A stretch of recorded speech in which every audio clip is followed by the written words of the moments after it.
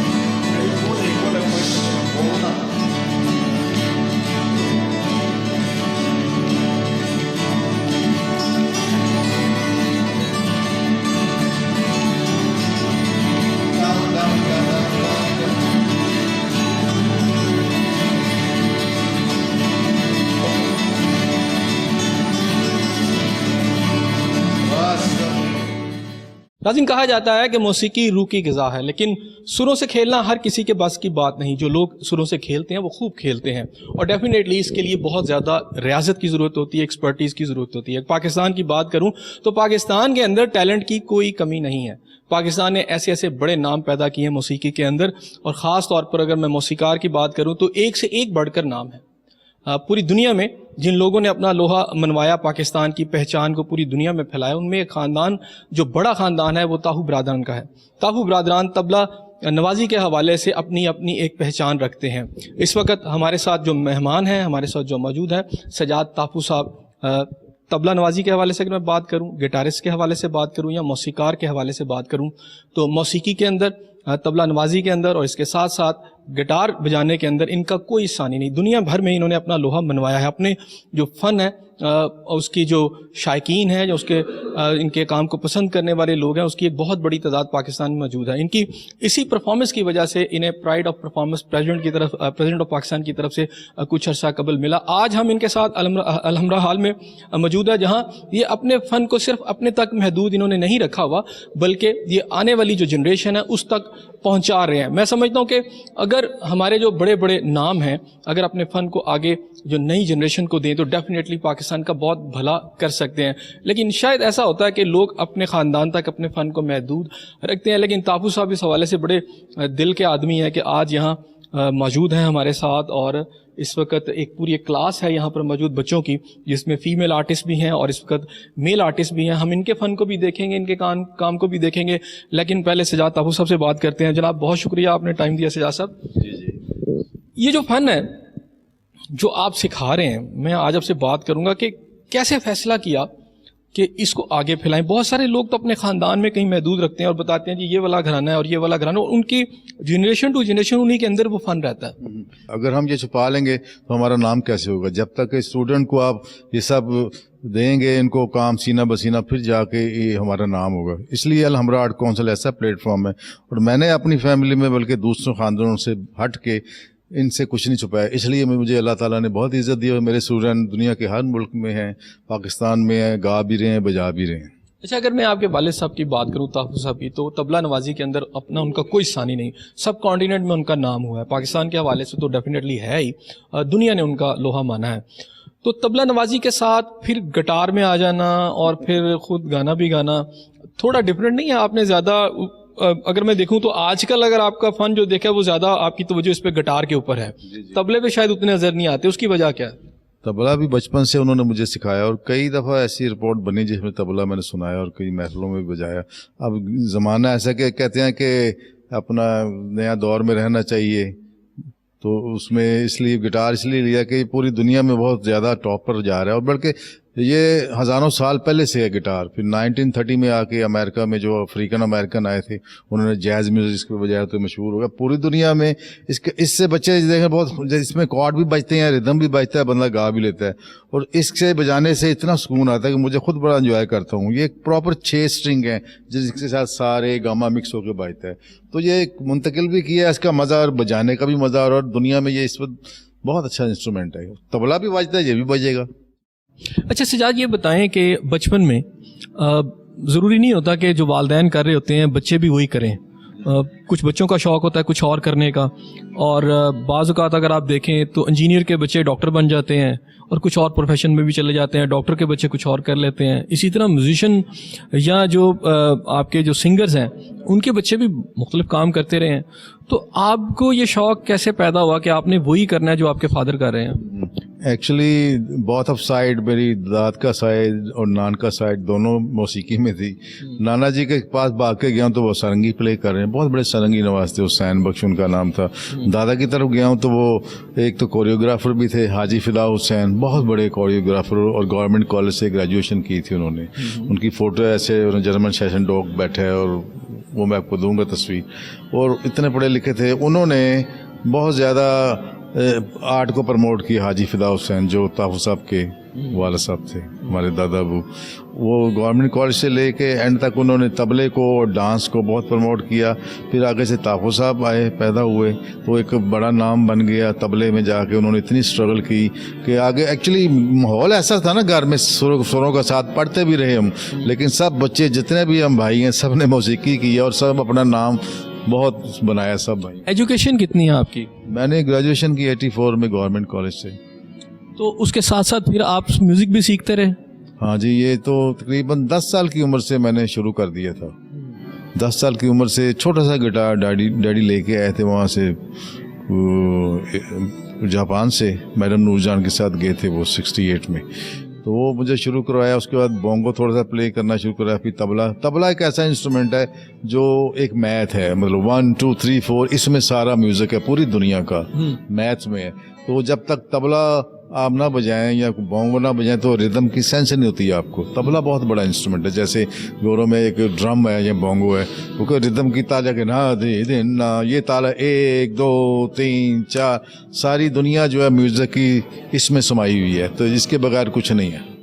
अच्छा, यहाँ जो आप क्लास दे रहे हैं, यहाँ सिर्फ गिटारिस्ट को कर रहे हैं, यहाँ पर आप ट्रेन कर रहे हैं कि यहाँ तबले को जो कभी कोई शौक रखता है कि जी तबला बजाऊँ, अच्छा उसको भी कर रहे हैं, ट्रेनिंग दे रहे हैं? एक्चुअली यहाँ सारे टीचर हैं, तबले के, हारमोनियम के, सितार के, वायलिन के।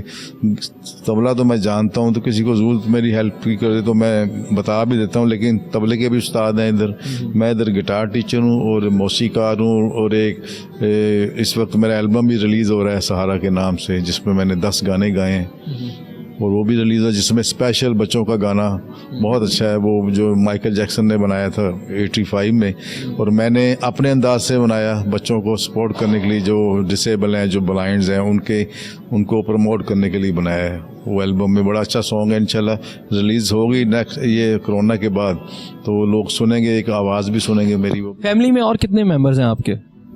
मुझसे छोटा भाई है तारिक ताफू है, तनवीर ताफू है जो कोक में बजाता है, उसके अलावा शाहिद ताफू है, वाजिद ताफू है, और उसके अलावा चचा के बेटे। तकरीबन अब घर में कुछ 70-80 बच्चे हैं जो स्टूडियो भी हैं और प्रोफेशनली काम कर रहे हैं। साहर अली बगा छोटा भाई वो भी है, तारिक ताफू है, शुजात हैदर है, अपना आसिम अजहर है, वो भी मेरा भांजा लगता है। और साहिर अली बगा साहब वो आपके क्या लगते हैं? वो छोटा भाई है, चचा का बेटा है, मेरे हाथों से बड़ा हुआ, और हमने भी काफ़ी उनको टीच किया। जब आप सीख रहे थे, एक तो है कि आप अपनी फैमिली से सीख रहे थे, कोई और भी ऐसा आपकी फील्ड का ऐसा बंदा है जिसके फ़न से आप मुतासिर हुए और आपको लगा हो कि नहीं मुझे अपनी फैमिली के साथ साथ इसके फ़न से भी कुछ सीखना चाहिए? ये बहुत सवाल जो आजकल किसी ने नहीं किया, आपने किया है। ये है एक म्यूज़िक लैंग्वेज नोटेशन जो मोजार्ट ने आज से 1500 साल पहले निकाली थी, जिसमें हम लिखते हैं तो हमें पता चलता है ये ला रा रा रा या ला रा रा ला रा रा रा ऐसे कैसे लिखते हैं। ये मैंने रियाज खान साहब थे पियानिस्ट पाकिस्तान की, जो फिल्म इंडस्ट्री में एक ग्रुप होता था ए बैच, जिसमें बाबा नामदर, अलियास साहब ऑर्केस्ट्रा था। उस ऑर्केस्ट्रा में बजाता था उसमें, तो मैंने देखा कि सब पढ़ के बजा रहे हैं और मुझे बाई हार्ट या क्यों बजाना पड़ रहा है, मैं भूल भी जाता हूँ, मिस भी कर जाता हूँ।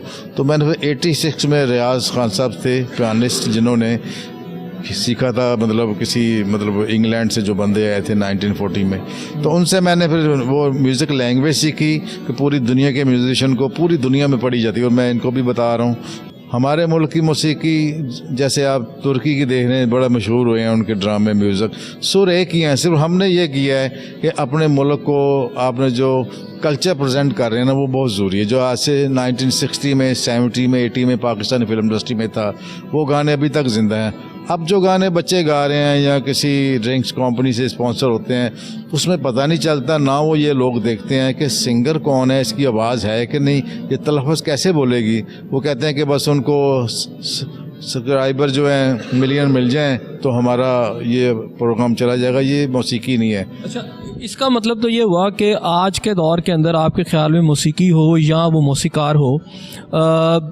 दोनों की में तनज़्ज़ुली आई है। बात यह है कि कुछ ऐसे काम हो रहे हैं जो बिल्कुल अच्छे हो रहे हैं, क्योंकि वो प्रोफेशनल के बच्चे हैं। कुछ कराची में हैं, मेरे रिश्तेदार भी हैं, बड़े बड़े अच्छे काम हो रहे हैं। और कुछ ऐसे लोग हैं जो ज़बरदस्ती मौसीकी में आए, लेकिन उसका असर नहीं हो रहा। ना पोइट्री का असर हो रहा है, ना धुन का असर हो रहा है, ना इंस्ट्रूमेंट का असर हो रहा है, बिकॉज ऑफ क्योंकि उन्होंने किसी टीचर से हिदायत नहीं ली। अच्छा, ये बताएं कि आपने अभी बताया कि आपने सिंगिंग भी की है, तो कोई हमें सुनाएं आपका लेटेस्ट एल्बम में, या जो आपको बहुत पसंदीदा गाना है, और मैं समझता हूँ कि साथ ही बल्कि गिटार के ऊपर ही हमें सुनाएं कि कैसा आप गाते हैं। ये स्पेशल सॉन्ग है जो इन्होंने भी मेरे साथ गाया था, जो बच्चों के लिए। किसी का बन जा तुम भी सहारा, तेरा हो जाएगा एक दिन जग सारा। किसी के लिए तुम भी जी ले, जी उठेगा एक पल में गम का मारा। औरों के आंसू दामन में भर ले, ये दुनिया हो जाएगी जन्नत और खुशियों का जहां। किसी का बन जा तुम भी सहारा, तेरा हो जाएगा एक दिन जग सारा। और एक और गाना 1966 में रिलीज हुई थी मलंगी फिल्म, मेरे ताया अबू से मास्टर अब्दुल्ला, उनका गाना मैंने वर्जन किया है। कना दिखान परोणे कोई गरीब दा यार नहीं, कोई यार गरीब दा बनदा एक सौखी कार नहीं। खाना दिखान परोणे कोई गरीब दा यार नहीं, सजना दे नल दगा कमावे, ईता अपना पे पावे, चंगे दे अमल कमावे, पांदा किसे मदन कदी हार नहीं। खाना दे खान परोणे कोई गरीब दयार नहीं। सजाद, ये बताएं कि पाकिस्तान के अंदर मैंने देखा बहुत सारे लोगों को भी जोर होता है जी, उनको सुरों का पता होना चाहिए, क्लासिकल म्यूज़िक का पता होना, फिर वो एक सिंगर बनता है। लेकिन बहुत सारे सिंगर हिट हुए हैं जिन्हें शायद क्लासिकल म्यूज़िक का पता भी नहीं है और शायद सुरों पे उनका जोर भी नहीं है, लेकिन पब्लिक में मशहूर हैं। तो मैं क्या समझूँ कि मिथ पिछले जो पुराना है वो टूट गया है, या जो एक प्रिंसिपल चला आ रहा था शायद चीज़ें वैसे नहीं हैं। एक्चुअली शुरू से लेके जब 1940 से अमेरिका का म्यूज़िक शुरू हुआ, जैसे एल्विस प्रेस्ले ने 53 में एल्बम निकाला, तो बिल्कुल एक यंग लड़का था, वो ख़ानदानी सिंगर नहीं था, लेकिन वैसे भी अमेरिकन या क्रिश्चियन सुरीले होते हैं, तो उसने गाना गा दिया, वो हिट हो गया रॉक एंड रोल का। जो पोइट्री थी बड़ी अच्छी थी एल्विस की, जिससे हिट हुए। इसलिए पाकिस्तान में जो गाने हैं उसकी ये भी वजह है कि जो हमारे सुर हैं, ये सुर आपको पकड़ते हैं। जर्नलिज्म में यह जैसे कि कोई लाहौर प्रेस क्लब या किसी के अपना न्यूज़पेपर में जाके सीखता है कैसे लिखना है, ख़बर कैसे बनानी है, इसको अपना क्या क्या लिखना है, कि क्या ख़बर का क्या है, मूड क्या है। तो ऐसे इसी में भी ये है कि आप कोई ऐसा गाना कंपोज करते हैं कि वो उसकी पोस्ट्री क्लिक कर जाए तो बच्चों को हिट हो जाता है। कुछ ऐसे सिंगर हैं जो हम उसको सिंगर नहीं मानते, लेकिन गाना हिट हो गया तो लोग कहते हैं जी बहुत अच्छा सिंगर है। ऐसे ही बस चलता है, वो पोइट्री हिट हो जाती है, कभी ट्यून हिट हो जाती है। इसको कोई इतना बड़ा अलमिया नहीं है। असल अलमिया ये है कि जो क्लासिकल मौसीकी है उसी से सारा निकलता है ना, उसी का हिस्सा तो हिट हो जाता है। अच्छा, एक दौर था कि उस्ताद अपना शागिर्द रखते हुए भी 10 दफ़ा सोचता था कि इसे मैं शागिर्द रखूं कि ना रखूं। तो आपके माशाल्लाह यहाँ पे काफ़ी सारे मैंने देखा स्टूडेंट्स बैठे हैं, सीख रहे हैं। तो आपका भी कोई क्राइटेरिया है कि अभी मैंने ऐसे आदमी को रखना है कि जिसको आता है? होता है आमतौर पर उस्ताद to be on safe side वो अच्छा ही स्टूडेंट रखता है ताकि आगे उसका रिजल्ट भी निकले। आपका क्राइटेरिया क्या है? मेरी सोच ये है कि कुछ ऐसे बच्चे हैं जिनको 1 साल हो गया कि वो अब जाके ठीक होना शुरू है। मैं इसका ये मतलब नहीं कि उसको मैं क्लास से निकाल दूं कि जी वो ठीक नहीं है। मतलब ये सलमान है और नया अहमद अली भट्ट है, ये जल्दी पिक कर रहे हैं। ये अहमद अब्बास है, वो भी पिक कर रहे हैं। मोइज़ को 1 साल हो गए, अब जाके मोइज़ कुछ करना शुरू हो गया है। जैसे 1 साल हो गया अनीका को, अब ये अली जैन आया, ये जल्दी पिक कर रहा है। कि ये छोटा बच्चा है, ये भी जल्दी पिक कर रहा है। अगर कुछ स्लो है तो उसका ये मतलब नहीं कि आप कहें उसकी तरफ ध्यान ना दें या आपको इग्नोर करें। That is wrong. वो उस्ताद के लिए अच्छी बात नहीं है। उसको किसी को हर्ट नहीं करना चाहिए। वो बैठा रहे, एक दिन किसी को समझ आ ही जाती है। वो लगा रहे उसी माहौल में। जैसे क्लास में सारे बच्चे लायक हैं, एक बच्चा स्लो होता है, तो अगर डेली क्लास अटेंड करेगा ना तो समझ आ जाएगी। इसलिए बच्चों को बाहर नहीं निकालता, इसको मैं बैठाता रहता हूँ। चाहे साल हो जाए 2 साल हो जाए, आखिरकार के वो एक दिन उनको समझ आ जाती है। तो मेरा अलमिया यही कि मैं सबको रखता हूँ क्लास में। जो बहुत ज़्यादा लायक हैं, जो समझते हैं, तो ज़ाहिर है उन पर भी मुझे कॉन्सेंट्रेट करना पड़ता है ताकि हमने आर्ट एंड कल्चर में दिखाना है कि भाई ये हमने बच्चे तैयार किए। अच्छा, आपके किसी स्टूडेंट से मेरा ख्याल है हम थोड़ा देख लें कि आपने उन्हें क्या सिखाया। तो आप सजेस्ट करेंगे कि हम किससे पहले जो है गाना सुन लें ताकि उनकी तरफ चलें? जी, ये अनीका अयाज है, मेरी स्टूडेंट, बड़ी ब्रिलियंट है और पढ़ भी रही है माशाल्लाह। इस गिटार भी बजाती है और गाती भी है। तो मेरे तकरीबन स्टूडेंट गिटार भी प्ले करते हैं, गा भी लेते हैं। मैं कहता हूँ चलो अच्छी बात है, दोनों चीज़ों को हम सिखा देते हैं। तो अनीका से हम आपको सॉन्ग का एक मैशअप बनाया वो सुनाते हैं। जी नाज़रीन, चलते हैं अनीका की तरफ और देखते हैं कि अनीका जो है कैसा इस वक्त गिटार बजा रही हैं और इसके साथ साथ उन्होंने क्या सीखा सिंगिंग के अंदर और उनका जो टैलेंट है वो कैसा है। अनीका, आप हमें क्या सुना रही हैं? सर, मैं आपको मैशअप सुना रही हूँ 3 सॉन्ग्स का। चलिए सुना।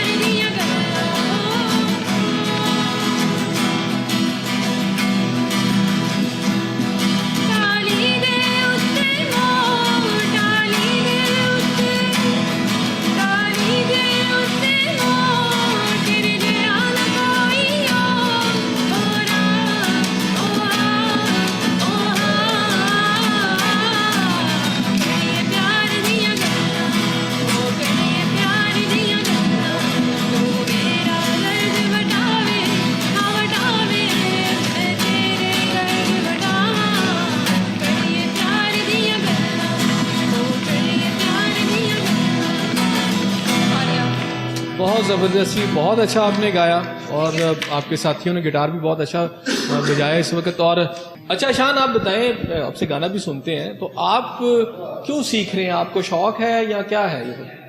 जी सर, मुझे शौक़ है और ये बहुत अच्छा आर्ट है और मैं चाहता हूँ कि सब बच्चे सीखें और पाकिस्तान का नाम रोशन करें।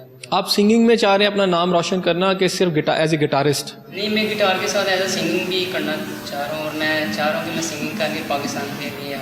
चलें सुनाएं फिर, आप हमें क्या सुनाते हैं आज?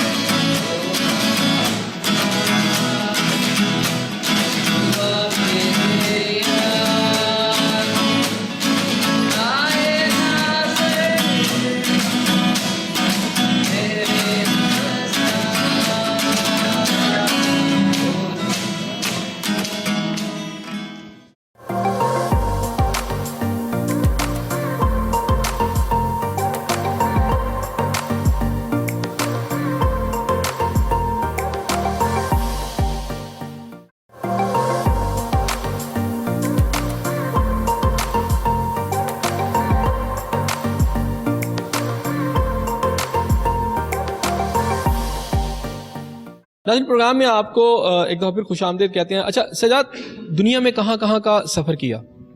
जी, सबसे पहले तो मैंने इंग्लैंड 1980 में पहला हमारा जो टूर था, ए नैयर, मैं, नाहिद अख्तर, अफशा बेगम, मलक अनोखा साहब, बड़ा अच्छा ये रहा हमारा। उधर शो किए थे हमने, तकरीबन 18 शो थे, बड़े कामयाब गए। उसके बाद फिर हमने नॉर्वे, स्वीडन, डेनमार्क किए। उसके बाद फिर मैडम नूरजहान के साथ फिर 85 में गए। फिर उसके बाद अमेरिका का लगा, फिर नॉर्वे गए। उसके बाद दुबई इमरान खान साहब का 90 में किया था, जो जिस पे फंड रेजिंग शुरू की थी शौकत खानम के, वो पहला शो मैंने ही परफॉर्म किया था दुबई में। अच्छा, और कहाँ कहाँ पे गए आप? इसके अलावा पूरा यूरोप, पूरा अरब अमारात में सारा किया। ये दुबई में लेकर Qatar, Kuwait, Bahrain, England, Norway, Sweden, Norway, America, Canada, पूरी दुनिया में परफॉर्म किया है। और नॉर्वे में तो 2 साल पहले सोलो परफॉर्म करके आया। अच्छा, इंडिया भी जाने का इत्तेफाक हुआ? नहीं, वहाँ इत्तेफाक तो नहीं हुआ अभी, क्योंकि अपने भी हालात ऐसे नहीं थे आने जाने के। तो हमारा, मेरा ख्याल है कि बेटर कंट्री है पाकिस्तान में। अब यहाँ भी कदर काफ़ी अच्छी हो गई है, सपोर्ट भी हो रही है और लोग सुन भी रहे हैं और एंजॉय भी कर रहे हैं म्यूज़िक को और इज़्ज़त भी दे रहे हैं। अच्छा, अगर बात करूं मैं म्यूज़िक की, तो पाकिस्तान के बहुत नौजवान जो आपको याद होगा कि आज से कुछ साल कबल इंडिया और पाकिस्तान के अंदर बहुत से सिंगिंग के कॉन्टेस्ट हुए। तो ऐसे बच्चे, ऐसे नौजवान जिनको शायद पाकिस्तान में कोई नहीं जानता था, उस कॉन्टेस्ट में गए और वो उन्होंने वहाँ पे विन किया, वापस आए और फिर कहीं वो गुम हो गए। वहाँ जाते हैं तो विन कर जाते हैं, वापस आते हैं तो गुम हो जाते हैं। इसे किस तरह देखते हैं? एक्चुअली ये जो शुरू हुआ ना, ये मुकाबला अमेरिकन आइडल से शुरू हुआ है। 1949 से शुरू हुआ अमेरिका में। उसी में 1949 में एल्विस ने विन किया अमेरिकन आइडल में। अमेरिकन आइडल ने सारी ब्रांचेज जो है वो आगे ब्रांचेज भेज दी, अभी इतने करोड़ दो तो आपको ये होगा। तो इसलिए उसमें जो बच्चे निकलते थे ना, वो जो ये ट्रेंडिंग अमेरिका का, और बहुत अच्छा, क्योंकि वो आर्ट लवर लोग हैं। उनकी वजह से इंडिया में भी टैलेंट निकला, पाकिस्तान में भी टैलेंट निकला। लेकिन है कि उसके लिए हमें ज़्यादा से ज़्यादा एंटरटेनमेंट के चैनल चाहिए, इन्वेस्टमेंट चाहिए। ज़्यादा चैनल आ जाते हैं न्यूज़ के, तो जितने एंटरटेनमेंट के चैनल कम है, इसकी वजह से बच्चे आगे नहीं आ सकते। जितनी एंटरटेनमेंट, मौसीकी, म्यूज़िक, पोइट्री, गाना बजाना, स्टोरी, ड्रामे बनेंगे तो म्यूज़िक आगे आएगा ना। तो ये बस पूरी दुनिया में 100% ही एक 35 हिस्सा होता है आर्ट का, जिसको सपोर्ट किया जाता है और ऐसे ही चल रहा है। और थोड़ा स्ट्रगल है, एकदम नहीं होता कि बंदा हिट हो जाए, जाके हमसाया मुल्क में गा के हिट हो जाए। हिट तो कोई ऐसे लोग हैं जो वहाँ जाने से पहले हिट हैं, तो कोई ज़रूरत नहीं है वहाँ जाने की। ये बस डिपेंड करता है कि आपका जब टाइम आता है हिट होने का। ये आर्ट ऐसी स्ट्रगल है अमेरिका से लेके पूरी दुनिया में, कि जो स्ट्रगल करता है, बड़े बड़े आप नाम देखते हैं कि वो जैसे कपल शो था, वो बेचारा एक गांव में गरीब आदमी था, कैसे पैदल आया, कैसे काम किए। ऐसे बड़े बड़े अनोपिंग खेम ले लें, बड़े बड़े एक्टर ले लें, चक्रवर्ती ले लें, सब बता रहे थे कि रात को मैं किसी बाग में सोता था, किसी का बाथरूम यूज़ करता था। ये एक स्ट्रगल है आर्ट के लिए। इसलिए मौसीकी हो गई और शायरी हो गई, इसके बड़े मामलात हैं और ये ऐसे ही बनता है बंदा, कोई शिकवा नहीं है इस पर। नाज़रीन, इस वक्त हमारे साथ एक और सिंगर मिसम जाफरी साहब मौजूद हैं। इनसे भी पूछते हैं, उभरते हुए नौजवान हैं, इनकी आवाज़ कैसी है, कैसी सिंगिंग है, आप भी देखिए। जी मिसम जाफरी, हमें सुनाएं जी।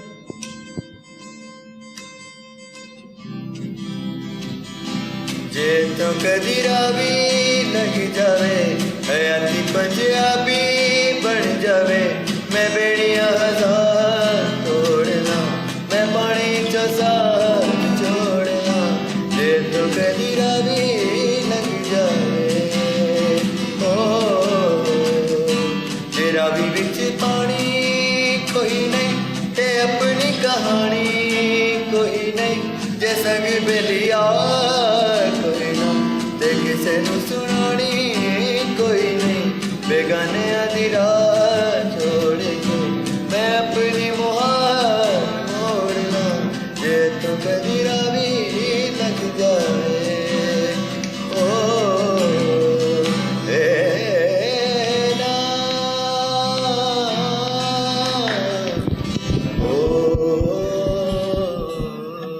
बहुत ज़बरदस्त यार आपका जाफरी, आप तो बहुत अच्छा आप भी गाते हो। तो आपकी तरफ आऊँगा जी। आपकी तो स्टूडेंट माशाल्लाह बड़े होनहार है। ये तीसरी आवाज़ भी जो हमने सुनी, एक यूनिक किस्म की आवाज़ है, बहुत टैलेंट है। अल्लाह इनको भी आगे कामयाब करे, मज़ीद आगे बढ़े। अच्छा ये बताएं कि इतने सफ़र आपने किए, सीखा क्या? मैंने ये सीखा कि मेहनत बहुत चीज़ है, जितनी आप मेहनत करेंगे उतनी आपको इज्जत मिलेगी। लेकिन सबसे पहले अपने घर से, अपने उस्तादों से अदब सीखा है। जिस आर्टिस्ट के पास अदब नहीं है उसके पढ़े लिखे होने का भी कोई फ़ायदा नहीं। तरबियत माँ बाप की और उस्ताद की अदब की है। अगर उसको अदब होगा तो वो अपने से बड़े आर्टिस्ट की इज़्ज़त करेगा, माँ बाप की इज़्ज़त करेगा। ये मैंने सीखा है पूरी ज़िंदगी में, आजिज़ी और मोहब्बत और ये अदब।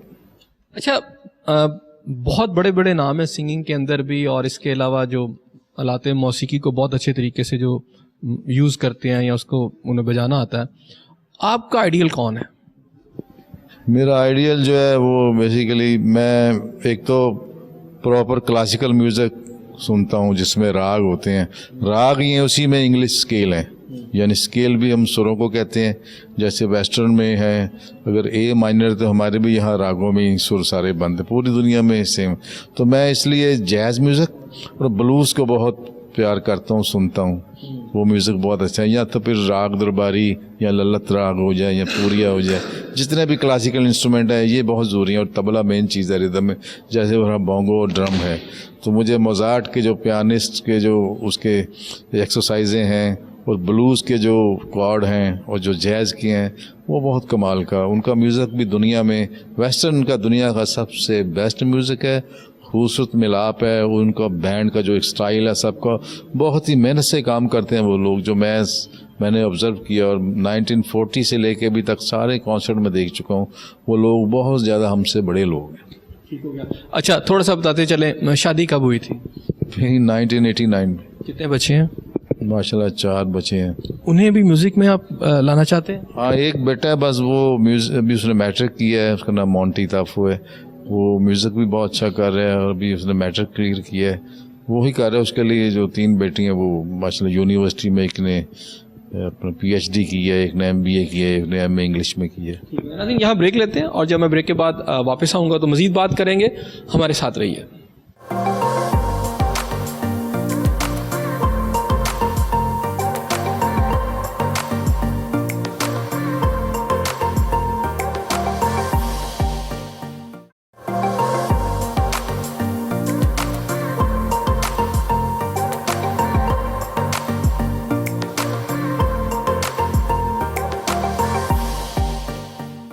ये नाज़रीन, ब्रेक से पहले जब हम गए थे तो हमारी बात भी हो रही थी, तो हम गाने भी सुन रहे थे। तो दोबारा चलते हैं हम ताफू साहब के पास और इनसे बात करते हैं। अच्छा ताफू साहब, कोई मैसेज देना चाहें अपने स्टूडेंट्स को, मौसीकी के जो शाकीन है या जो मौसीकी के ऊपर यानी सीखना चाहते हैं, उससे आगे बढ़ना चाहते हैं, उनके लिए? ये है कि गाना तो बहुत अच्छी बात है, प्ले भी करना इंस्ट्रूमेंट, लेकिन इसके लिए टीचर चाहिए आपको। चाहे आप कितना भी टैलेंट हो, यूट्यूब नहीं आपने देखना बेटा, आपने टीचर को लेना है। असल टीचर जो गाने में वो हारमोनियम तबला के साथ गाना है, उसके बाद फिर जो मॉडर्न इंस्ट्रूमेंट है उनके साथ गाना है। लेकिन उस्ताद बहुत ज़रूरी है गाने का, जो आपको सरगम में बताए और राग के बारे में बताए, ताकि आप कोई गाना गाएं तो वेरिएशन कर सकें। गिटार हो तो गिटार के बारे में प्रॉपर नॉलेज होना चाहिए कि हमारे कुल स्केल कितने हैं, कहाँ कहाँ आपने घूमना है, कहाँ बजाना है, ताकि आपको फ़ौरन किसी गाने को फॉलो कर सकें। इसलिए सारे इंस्ट्रूमेंट और जितनी वोकल है, वेस्टर्न वोकल है, क्लासिकल वोकल है, इसके आपको टीचर चाहिए। इसके अलावा अगर आप जी सॉन्ग रिलीज़ कर दें तो चला तो जाएगा, लेकिन एक चीज़ जब रिलीज़ हो तो वो बाहर फिर उसको आप दोबारा ठीक नहीं कर सकते। तो काइंडली अब आप अपने मुल्क को, जैसे तुर्की ने पूरी दुनिया में अपना नाम बनाया ड्रामे में, मौसीकी में, आप भी अपना नाम बनाएं, इसको ऐसे ख़राब ना करें, काइंडली कल्चर को कायम रखें। जी नाज़रीन, बड़ी अच्छी बातें ताफू साहब ने की। और जो इनका जो क्रक्स है इनकी बात का वही है कि उस्ताद होना चाहिए किसी भी फील्ड के अंदर। लेकिन इसके साथ साथ जो अहम बात है, जो इन्होंने शुरू में भी कही कि बादब बामुराद बेअदब बेमुराद, जो अदब करते हैं वो डेफिनेटली कुछ हासिल भी कर लेते हैं। एक और अच्छी सी आवाज़ यहाँ मौजूद है। और मज़े की बात यह है कि ये जो अब हम जो गाना सुनने लगे हैं, जब हम शुरू में आए तो सजाद ताफू साहब ने सबसे ज़्यादा इनको रिकमेंड किया, लेकिन ये रिकमेंडेशन मिलने के बावजूद ये सबसे एंड पे गा रहे हैं। और ये क्या ये कहते हैं जी मेरा गला ख़राब है। तो अहमद भट्ट साहब जी, अहमद अली भट्ट साहब जी, सुनाए अहमद अली भट्ट साहब।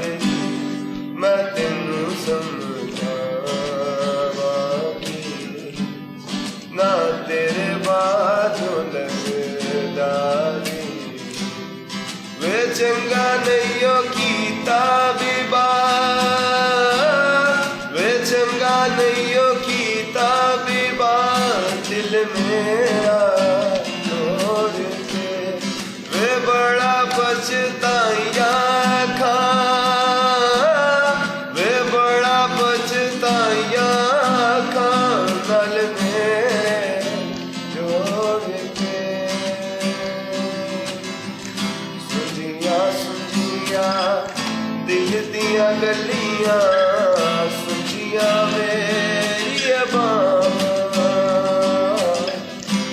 आजा तेरिया खुशबुआं लब दिया मेरी सावा जीना मेरा है मरना मेरा नाल तेरे सी कर एतबार मेरा मैं करा इंतजार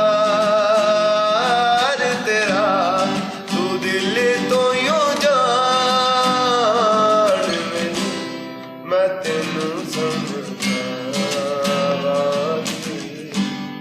ना तेरे बाद